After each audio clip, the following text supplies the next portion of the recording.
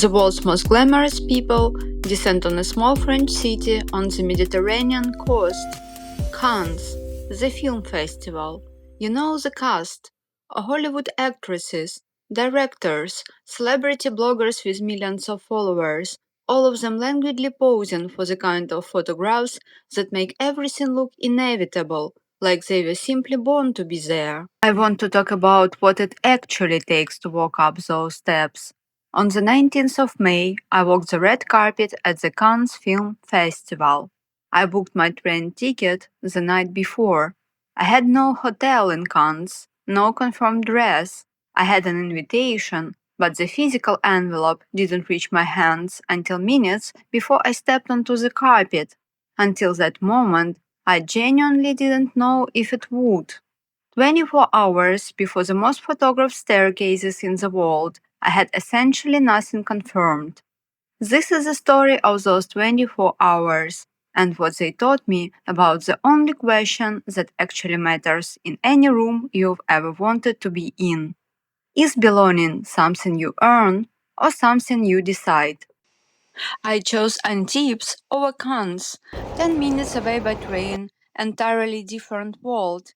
In Cannes, during the festival, every surface is covered in someone's ambition. Antibes is where you go when you already know you belong, and you don't need to prove it to the street. That's the first rule I've learned about entering rooms you weren't born into.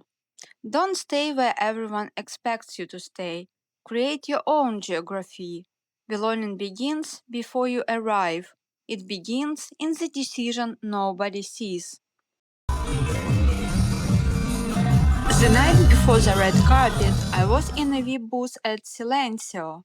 Directors, producers, people who make decisions that move entire industries. I've been in rooms like this before, in Paris, in Kiev, in Milan, and every time I notice the same thing. Nobody asks how you got there. They only register that you are there, that you belong. We met Wolfram, the DJ who the year before had taught Naomi Campbell to mix in the Paris Silencio. We had been there that night too, by the way. This was his party and he invited us backstage. For a few hours, we felt like the main characters of the evening, not because someone gave us permission, because we decided we were. This is a skill, by the way, not a personality trait, not something you've born with, a skill, and like any skill, it can be learned.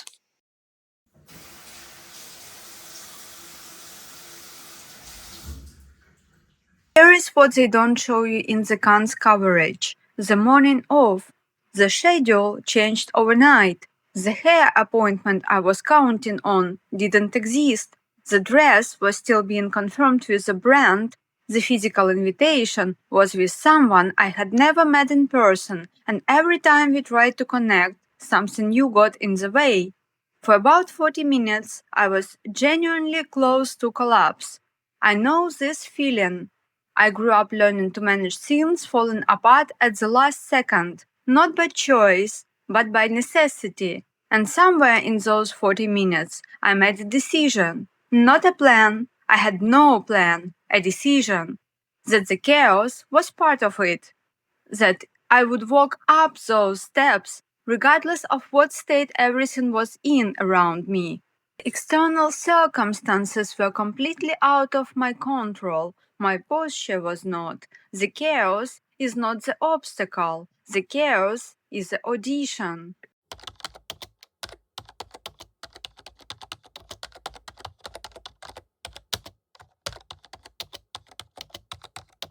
I posted a call for help on Threads. A Ukrainian girl I had never met saw it and opened her door. Within an hour, she had assembled my face, my hair, my composure. There's something very specifically Eastern European about this immediate, unconditional showing up. We carry it everywhere we go. It travels with us like a second passport. We don't wait to be asked twice. We just come.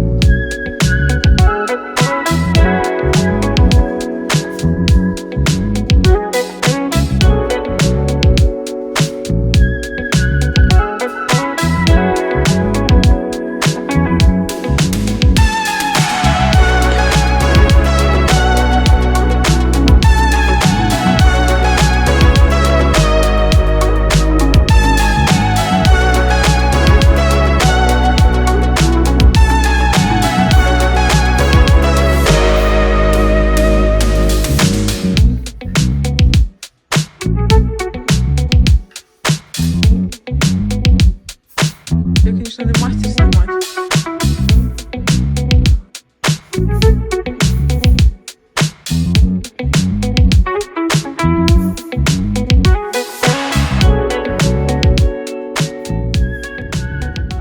Dress arrived at the Majestic. They put it on me in the bathroom. There was no time for room, no time for princess treatment, no time to breathe.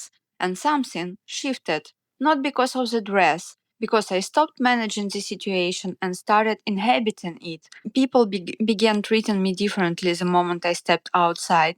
They approached me for photographs. Someone attempted an interview. A crowd assembled around me the way crowds assemble around people they have collectively decided are important. I hadn't done anything to earn that. I had simply stopped apologizing for being there. I was relearning how to walk in those heels. I was still waiting for the invitation to arrive. Inside, I was still in the chaos, but outside. Outside, I was exactly where I was supposed to be, and the room responded accordingly. The red carpet lasted 90 seconds. 90 seconds for which I had spent 24 hours in chaos. Here's what nobody tells you. The steps are not what they look like in photographs. There are hundreds of people moving simultaneously. The festival staff push you forward constantly. You have seconds to catch the light, turn towards the photographers, make a few frames, and keep moving. You cannot pause on the stairs, but the stairs are where the best shots are, so you have to improvise a pose mid-walk, in a gown with a train, in very high heels, while moving forward. And all around you, people the whole world has known for decades. Sharon Stone was there that evening. Sharon Stone, who had 68 walks into any room in the world as if she personally designed it. I watched her for about 30 seconds on those steps. She wasn't performing confidence. She was simply present, completely, unapologetically present. There is a difference, and I think about that difference often. After the steps, I walked into a room where almost nobody was nobody. Directors, producers, screenwriters, people who build scenes that last. And I noticed something immediately. This world operates completely differently from fashion. Fashion is a closed system that protects its hierarchy. Cinema was different. The conversation started easily, genuinely, without the social audition that fashion always requires. People wanted to know where you were from, what you thought, what you were building, not who you knew. The next morning, I confirmed it.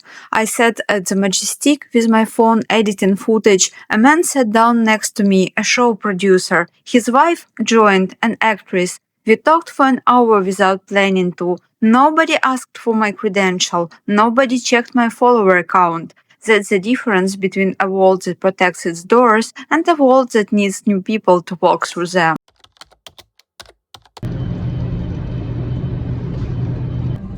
On the train back to Paris, I finally had time to think about what had actually happened in those 48 hours. I arrived with nothing confirmed. I left with brand partnerships, invitations to Venice, to next year's Cannes, and with the proof of something I had always suspected but never quite trusted.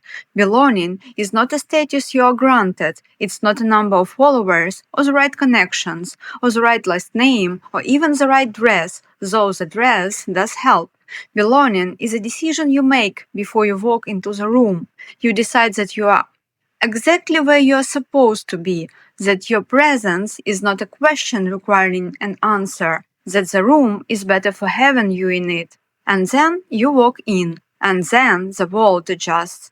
For 15 years, I worked inside an industry that makes its living telling people they are not enough, not seen enough, not rich enough, not connected enough, not born into the right family. I believed it for a long time. Cannes reminded me of something I had forgotten. The question was never whether I earned the right to be there. The question was always whether I decided I did.